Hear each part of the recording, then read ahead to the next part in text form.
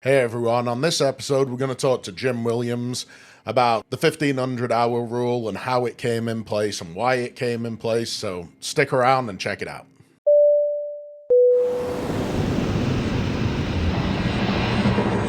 Welcome back everyone. Today I'm joined with Jim Williams again, Captain Jim Williams. Jim's wealth of information, and today I invited him on to kind of just talk to everybody and try to help and understand where the 1500-hour rule came from. That really only came in what was it, 2010? It was actually 2010. 2010. Yeah. So, Jim, I mean, obviously you were with the airlines for 20 years before that, right? I started flying for the airline in 1989. Okay, so let's go with that. Talk us through it. How and why is there a 1500-hour rule? Well, first of all, thank you for asking me back. I enjoyed the last time. Yep. And we're going to be talking about some tragic events. And my heart goes out to everybody that lost lives. I'm sorry these kind of things have to happen, but some good things actually came out of this particular incident. A lot of good things actually came out of this incident. So we're talking about in 2009, February 12th, 2009, Colgan Air Flight 3407 crashed in Buffalo. If you'd like, I'd talk about the crash sequence and everything that went on before we really get into things. The crash sequence, it began as the flight crew was slowing down. They were configuring the airplane to land. They were flying an instrument approach that night. The weather was winter, icing conditions, all kinds of interesting stuff for them to have to work with. They both pilots overlooked the low airspeed cues that they were getting off of their airplane and indications also on the primary flight instruments. As the airspeed continued to decay, the captain, according to the NTSB, improperly responded to the impending aerodynamic forces, allowed the airplane to stall by overriding the stick shaker, and the airplane crashed. From the time that he started configuring the airplane until the time the crash took all of 25 seconds. So there wasn't a whole lot of time to prepare for this. So we want to talk about what occurred. It took almost a year for the NTSB to publish the findings for the accident. February 2nd, 2010 is when they published the findings. It focused primarily on crew monitoring failures, pilot professionalism, sterile cockpit rules, fatigue, remedial training, pilot training records, airspeed selection procedures, and stall training. The FAA oversight was also a problem. Voluntary safety programs and the use of portable electronic devices on the flight deck. I don't know if you know it or not, but the airline industry actually had an airplane miss a turn point because the pilots in the cockpit were paying attention to their computers and not and selecting their monthly bid for the next month and not paying attention to what was going on in the airplane. So the airplane hit its final point, and it went into a heading hold mode and just continued on. So they had electronic devices in the cockpit. Interestingly enough, in part of the probable cause, they didn't say that fatigue was a problem. But when we start talking about things that occurred, changes that were made because of this, you'll find that they took care of some crew rest issues. They mandated some changes to crew rest issues as well. So the NTSB probable cause on this particular accident, things that contributed to the accident, were the flight crew's failure to monitor airspeed in relation to rising position of the low speed cue, the flight crew's failure to adhere to sterile cockpit procedures, the captain's failure to effectively manage the flight, and Colgan Air's inadequate procedures for airspeed selection and management during approaches in icing conditions. So some pretty big misses. Some pretty big Yes, misses by the pilots on board the airplane. Training was an issue, and so there were some changes made to training. The outcomes, we're going to spend some time talking about it, but the outcomes for this crash were more than just the 1,500-hour rule. Right. It used to be back when I was flying and getting in the doing the training in the training center, that pilots in legacy carriers, Part 121 operators, the co-pilot didn't have to have an ATP at all. Right. They only had to have 500 hours of flight time. And this accident actually changed that so that you have to have the 1,500 hours. It's put in the restricted ATP rule for higher education, so that an AA degree, 1,250 hours if you're affiliated with a university, 1,000 hours if you get a bachelor's degree with an affiliation from a university. So there were a lot of changes that were made to that. And the change came about as Public Law 111-216. And that was the ATP, or restricted ATP requirement was just a part of it. It was enacted in July of 2013, and it changed the way the industry worked. An ATP requires 1,500 hours of total time, minimum age of 23 years old, and as I talked about, the restricted ATP lowered that age requirement to 21. Right. But it's a restricted ATP, so you could fly a regional carrier at 21, but the legacy carrier, the long haul stuff was still 23. Right. There were changes to the fatigue rules as well. There were changes in upset prevention and recovery training. So for the longest time, there wasn't to the best of my knowledge, there wasn't a defined program for airline pilots to complete that worked with upset recovery training. And so when this upset prevention and recovery training first started being built, interestingly enough, they found out that a lot of airline pilots had never been upside down in their life. Or if they had been upside down, it was because they were a CFI and had to have spin training. And so for an hour and a half or whatever it was that they were flying an airplane, they got upside down for some reason, and that was the only experience they had about recovering an airplane. Right. So we found when we started doing upset recovery training that pilots were making improper inputs. So they were upside down and they were still pulling instead of pushing, right, or rolling in an improper direction. So this upset prevention and recovery training, as well as the 1,500-hour rule, made a big difference in the way airlines people are trained. The FAA Extension Act, which we talked about, that public law that was enacted by the Obama administration, also changed the way we looked at the pilot records database. You can now get access to the pilot records database, and they have to look at it, keep it up, and do all the things that are required to maintain that database. Right. So, and the airlines can pull up all kinds of interesting information on you, like violations such as a DUI or all kinds of other information. So, and that came about as part of this accident.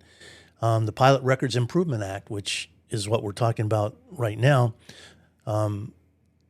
allowed you to access training qualifications, professional competencies of the pilots, and all of those things that you look at in order to hire a pilot for an airline. Now, a pilot has to give written consent, but if you don't give written consent, you're not going to get hired, right? Yeah. Okay, so we have a whole lot of stuff. There was also changes in mentoring, leadership, and command. So the NTSB noted that the captain's failure to effectively manage the flight and the crew's lack of adherence to sterile cockpit rules was a contributor to the act. So after they passed Public Law 111-216, the FAA started making a rule. They initiated an aviation rulemaking committee, and in that aviation rulemaking committee, they defined methods to mentor, professionally develop, and take care of leadership and command training for airline pilots. Long, long time ago, even before I started flying for the airline, we started changing the way that we did cockpit resource management. As a matter of fact, we didn't have anything called cockpit resource management until, unfortunately, a United Airlines DC-9 or DC-8 crashed, and they started looking at it and found that there was a need for crew resource management. The captain didn't pay attention to the crew. At that period of time, captain was basically God. You did what the captain said and nothing else. And so they started changing those rules. And as a result of this, we started having to come up with even better mentoring, leadership, and command courses and training. They decided also that safety management systems would be put in place. So a lot of, especially 70s, 80s, and 90s, 70s and 80s, when we started having a whole lot of accidents, the legacy carriers started implementing safety management systems voluntarily. This mandated that safety management systems be mandatory. Okay, you had to have some kind of safety management system in place. And the FAA now has well-defined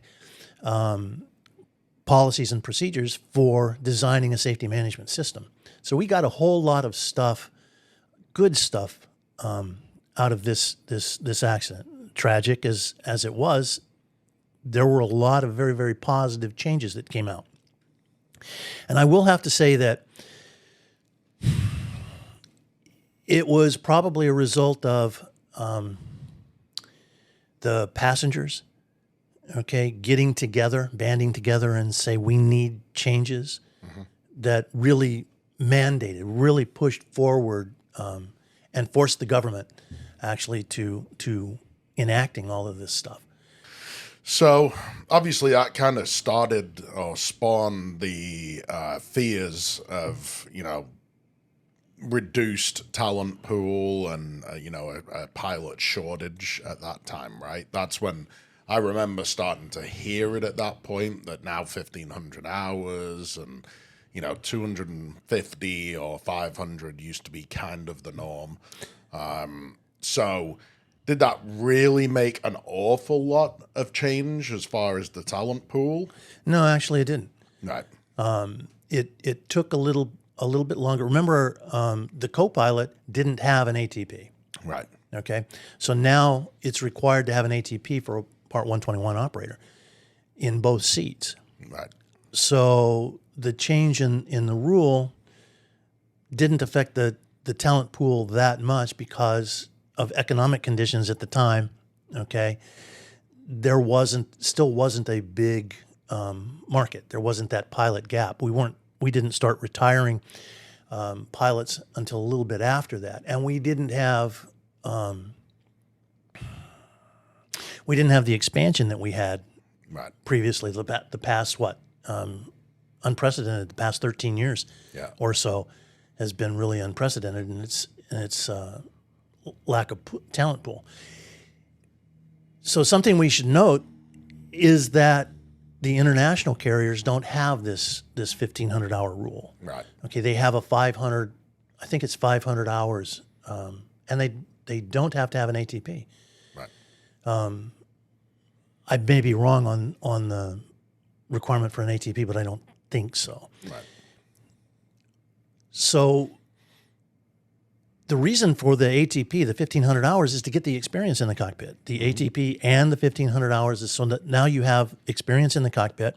You have people that not necessarily more talented, but they have the experience. Right. I was training.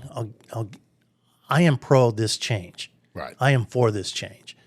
I think the experience is required to get into the 121 operations. I was training internationally for Boeing, and we had first officers on the 787 that I was training that had 500 total hours. Right. Okay, and the minimum amount of time, maybe 150 of that 500 hours, was multi-engine. Okay. And they were upgrading to first officers on a 787. And it was kind of interesting, the things that they didn't know and that we had to take the time to teach them, that a 1,500 or more experienced pilot, someone who has more multi-engine time, we don't have to teach. Right. Or we just have to review the information. So I think it was a good thing. It was right around the same time or close to one another that they made the change for, what did it used to be, 60 years old mandatory up to 65 as well, correct? It was after that. It was after, Like 2014, 2015 or somewhere around there. yeah. So what now? So obviously, I'll ask the question: what's your thoughts and feelings on that change that was made as well? The 65 rule, I don't have a problem with. Right. I think I'm having a problem with them wanting to extend it beyond 65. Yeah. But we just have to be more. We have to be more careful, if you will, in the mental and the physical capabilities of the pilots that sit in the left seat. So we're looking at, well, we've already changed it. Every 6 months, I have to get a New medical. new medical. Yeah. Every year, the captain has to go in and get a check ride. Yeah. Okay, so they're supposed to be looking at the medical and the mental capability of the pilot. So Right. I'm not saying that a 65-year-old is too old, okay, because we weed them out. Yeah. And as long as you can weed out the people that are having problems and not keep them in the seat, I'm good. Well, the 65-year kind of extension, if you would, kind of help keep some of the Vietnam era guys still flying as well, correct? Which you fell into that generation, the very tail end of it, right? I actually retired prior to. I would have, but I took an early retirement out of United. Yes, Yeah. I would have before Yeah. or after. I would have fell in that category. We were having problems with retention at the time. Yeah. Okay, not retention, but we were starting to have retirement problems. And as I mentioned earlier, remember when they raised the 1,500 rule, we didn't have a pilot problem. Yeah. Not so much of one because the economics weren't there. Right. Now all of a sudden we're expanding, and we're retiring the baby boomers, Yeah. and there are shifts in the accident rates. So, I mean, the last time that we had such a hiring boom was when the World War II pilots started retiring from the airlines. Yeah. Okay, they hit the age 60. They started retiring from the airlines, and the baby boomers started filling in that gap. Right. And we had the loss of experience caused a rapid rise in the accidents that we had as airlines. And then they started getting experience. They started implementing the SMS programs. They started the crew resource management programs. All of these programs that came about, and the accident rate started going down. Yep. And now what you'll find, again, an opinion, what you'll find is the accident rates are now have started an increase. And so the airlines have to be aware that there's going to be that increase in accidents, and the training has to get better. Right. So, Yep. Okay. Well, is there anything you want to close this one out with? no, I am very it's unfortunate that tragic things like this happen. I wouldn't wish it on anybody. And I'm glad that the families of the victims got together and helped to push legislation that was actually effective. Right. So good things came out of it. out of an unfortunate set of circumstances. Yep. Okay. Well, thank you very much for coming on again. We appreciate it. Oh, it's my pleasure. Thanks for asking. Maybe next time we'll talk about the WestJet thing Okay. as well. So, Yeah. okay. Thanks very much. Take care and stay safe, everyone.